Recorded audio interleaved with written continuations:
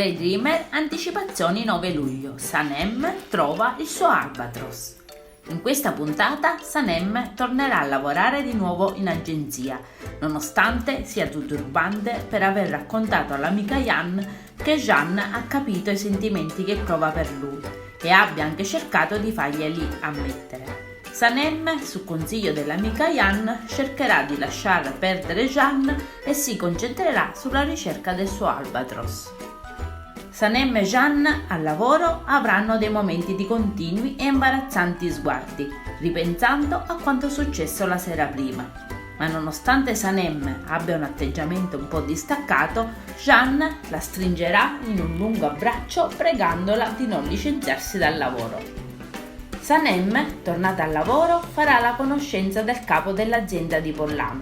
Questo nuovo personaggio apprezzerà e si congratulerà con Sanem per la sua brillante idea per la campagna pubblicitaria su cui sta lavorando lo staff di creativi.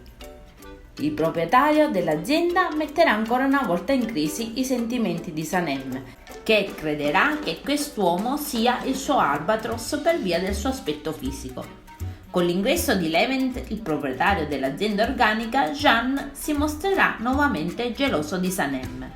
Sanem, dall'oroscopo giornaliero, apprenderà che presto incontrerà l'amore della sua vita e che sarà vestito di bianco e di blu.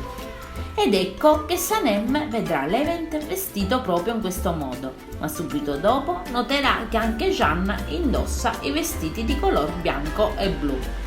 Qui Jean noterà un particolare interesse di Sanem per Levent e resisterà a fatica nel non mostrare la sua gelosia. Sanem, pertanto, si convincerà di aver trovato il suo Albatros in quell'uomo e cercherà di conquistarlo. Intanto, nel quartiere, la madre di Sanem vedrà Ayan, la migliore amica della figlia, in compagnia della madre di Muzzafer. Questo manderà su tutte le furie Meibe.